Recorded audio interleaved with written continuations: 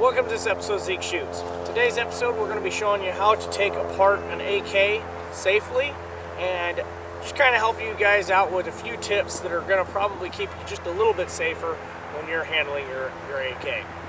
Now, what I like to call the fire selector, many people call the safety, and I don't want to naysay anybody for calling it a safety. That's fine if you want to call it a safety, but in the sense of a safety, it is not technically. Once you put it into safe position, then the rifle should therefore be safe. However, I do want you to pay close attention because there are a few things that may cause your AK not to be safe. Now, the first thing I want to talk about is the top cover, the dust cover, if you will. If you notice, there is a distinct line, a separation between the fire selector and the top cover. The dust cover does act to keep the dust, dirt, and debris out. However, it also helps to keep the fire selector from advancing too far up on the rifle. If it advances too far up on the rifle and you have a auto fire selector, or your trigger group will hit the selector, whether it's notched or not, for semi-auto purposes, then you may have an issue with an accidental discharge. Now, here's one thing that I want to completely beat into everybody's head. Don't trust this lever here to be the safety. If you're handling someone else's AK or it's your first AK, do not trust that this is a safe rifle until you have inspected it and you can trust it. Now, that being said, just because you have an AK, heaven forbid you drop it or something, any of these parts can come, get bent out of shape or out of whack or what have you. Keep that in mind. Make sure that you're servicing, whenever you're servicing your rifle, you're looking at the parts, making sure that there isn't any abnormal wear. If there's any abnormal wear, you may need to take it to somebody, or if you know how to do it yourself, you can service it at that point. Now, when I take apart an AK, the first things I do is I take the magazine out of it. That's the first thing I do. Usually I do a chamber check. The next thing I do is I take and I pull the dust cover off. The top cover, dust cover, tomato. Now, if you notice, the fire selector's in the up position. It would be considered the safe position on any AK. Now, one thing I can tell you, if you pull this up and you haven't chamber checked, this one thing will save you. Instead of pulling it up, get in the habit of pushing that down. It doesn't matter how far you push it down, just push it down far enough to where when you pull the bolt carrier out, it's going to bypass. Now, the next thing I do is I take the recoil assembly out of the rifle. Now, if you're doing it this way, you're going to be less likely to do something that you may not like, shooting through your wall or what have you. But anyway, the next operation here, pull the bolt carrier and the bolt out. The reason why I'm saying to do it this way is because you get in the habit of taking the rifle apart this way, no matter how much or how little you are working on the inside. Say you're wanting to put a new trigger group in, no matter how much you're doing, you will have a lesser chance of moving the fire selector up and causing it to discharge. Now, one of the worst things that I think that could have ever happened to the AK, and I'll show you. This is a semi-automatic fire selector. Now, it is notched out for a fire control group to be bypassed, the disconnector to be bypassed in this region here.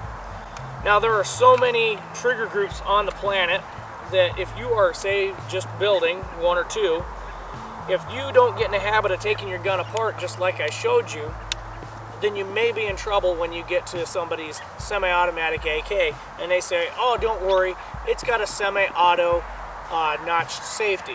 Well, I'll show you something that is going to blow your mind here. Now, because of the semi-auto fire selector, it bypasses the trigger. Now, the trigger group and everything is installed, but I put in here something that is sure to blow your mind here. Now, after several dozen rounds, you're shooting. You're shooting a gun, you're doing your thing, you're doing whatever. You hand your gun to your buddy, And you're all under the assumption that this rifle has a semi-auto selector. Now, how did that happen? A lot of times when you tune your disconnector, what you do is you set it for the trigger group, and you don't take into consideration that on some AKs, that trigger may walk around and move on you. Now, whether it's your build, or it's your buddy's build, or it's a store-bought AK, don't trust that that semi-auto selector is going to be the end-all runaround for your safety. The safety of an AK doesn't start with the roosters crowing in the background. With the safety on your AK ultimately starts and ends with you. If you don't know your AK, then one thing you definitely need to do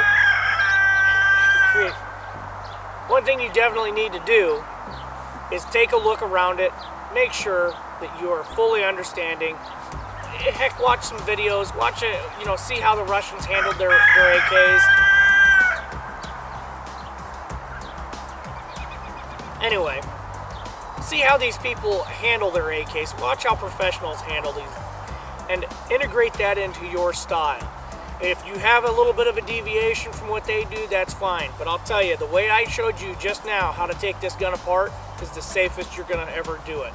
Okay? Because in the off chance that you forget to chamber check it before you take the gun apart, then pulling the bolt carrier out is going to kind of end run around that. So just keep that in mind. If you have any questions or comments, feel free to email me, zeke@zekeshoots.com, or leave them in the comment section below. Now let me show you something. One example that I have, I recently purchased this right before the election. Of course, you would understand, those of you who collect, why I would grab this. This is a Romanian AES-10B. Now, one thing I do want to tell you guys is I did, for another video, modify the selector so that way it is for sure a semi-automatic AK selector. It did have a notch out in the fire selector, but in the freak chance that I decide to get rid of the gun for some reason, I know now that the selector is not going to be an issue. The reason why I want to point this out is because this is a shelf-bought AK. Don't count on it, if it has a semi-auto safety, that is going to be a safe rifle. One reason why I say that is because if you'll watch here, when I take the gun apart and I pull the fire selector up in past the position where the dust cover would be, you'll see here that the trigger is allowed to let go of the hammer. Now, when I bought the rifle, it may as well have had a full auto selector. It really didn't bother me. But what did bother me is that notch was there and it was blued, so chances are, and since I've seen others like this, it was definitely something that was done either at the importer or the exporter. So that being said, when you buy an AK, look that thing over. If you feel like you know what is going on, you need to look at that thing and you need to look it over real good. If there was anything that was wrong with this gun, anything that would have caused the functionality of it to be poor, I would have been able to fix it myself. But the average person, such as yourself, is probably not going to be able to overcome the task that might be at hand. Alright guys, that about wraps it up for this video. If you've got any questions or comments, like I said, email me, zeke@zekeshoots.com, or leave a comment in the comment section below. Also, if you'd like to help contribute so we can get more videos like this up, then head over to patreon.com/ZekeShoots and consider donating at least $1, and that'll help me cover the costs of filming, going to the range, ammunition, and whatnot. That way I can keep bringing you guys more videos so you guys don't have to go through the hard work of doing it yourself. Thank you guys. I'll catch you in the next video.